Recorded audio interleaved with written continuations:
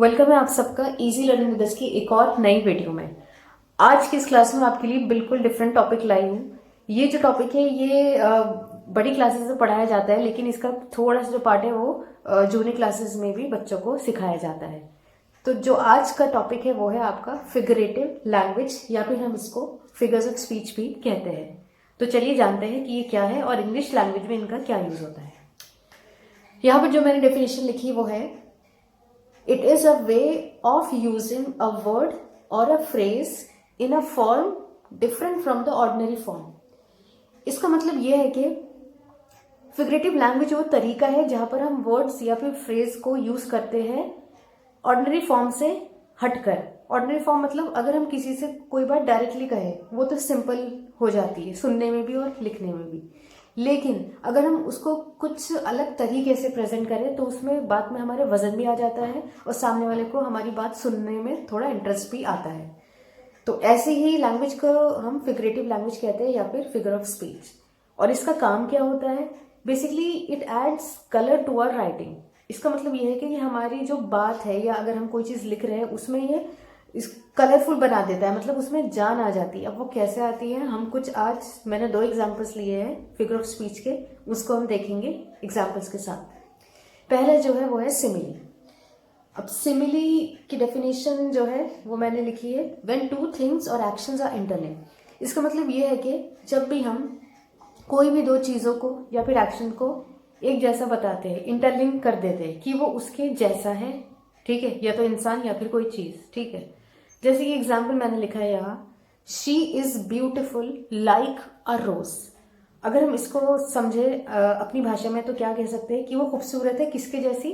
गुलाब के फूल जैसी। यानी कि हमने लड़की को गुलाब के फूल जैसा बताया, हमने उसको कंपेयर किया एक रोज से, ठीक है। अब नेक्स्ट सेंटेंस देखिए, the boy is as proud as a peacock.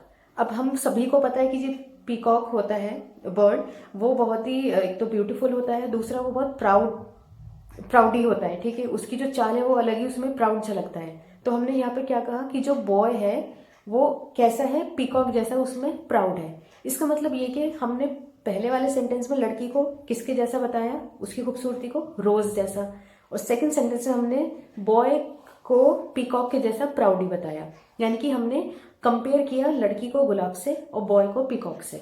अच्छा, एक और चीज, अगर हमें किसी भी सेंटेंस में सिमिली पहचाननी है तो उसका एक जो शॉर्टकट तरीका है वो है, अगर सेंटेंस में कहीं भी लाइक या फिर एज वर्ड्स है तो आप आंख बंद करके कह सकते हैं कि इस पर्टिकुलर सेंटेंस में सिमिली प्रेजेंट है, ठीक है।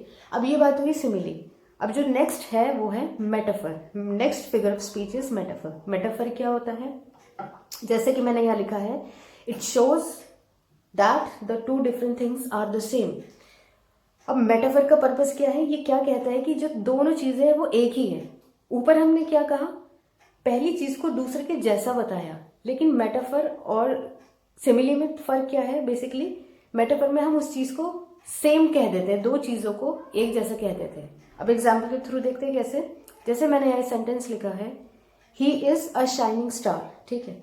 अब इस सेंटेंस में हम किसी को क्या कहना चाह रहे हैं कि वो चमकता हुआ सितारा है, ठीक है। हो सकता है उसने कोई ऐसा काम किया हो, कोई ऐसी परफॉर्मेंस दी हो जिससे कि वो उसको ये तारीफ मिली, लेकिन हमने उसको डायरेक्टली यहाँ पर कंपेयर नहीं किया कि वो स्टार के जैसा है, हमने उसे डायरेक्टली कह दिया कि वो शाइनिंग स्टार ही है, चमकता हुआ सितारा है। तो जब हमने उस लड़के को स्टार जैसा डायरेक्टली कह दिया, हमने ये कह दिया दोनों एक ही जैसे हैं, तो इस पर्टिकुलर सेंटेंस में कौन सी फिगर ऑफ स्पीच हुई? आपकी मेटाफर। एक और सेंटेंस मैंने लिखा है यहाँ पर, you have a heart of stone. इसका मतलब क्या है कि तुम्हारा दिल जो है क्या है? पत्थर का है।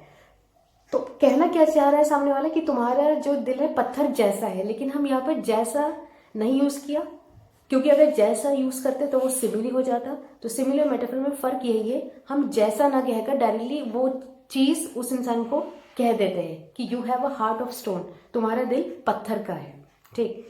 और एक और सेंटेंस लिखा है मैंने यहाँ पर, he was a lion in the fight. अब इसका मतलब क्या है कि वो शेर जैसा था फाइट में।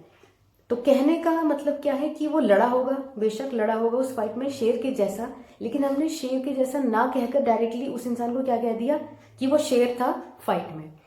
तो ये बेसिक डिफरेंस है आपका सिमिली और मेटाफर में। सिमिली में हम एक चीज को दूसरे के जैसा बताते हैं, लेकिन मेटाफर में हम दोनों चीजों को एक जैसा कह देते हैं। तो आज की क्लास में बस इतना ही।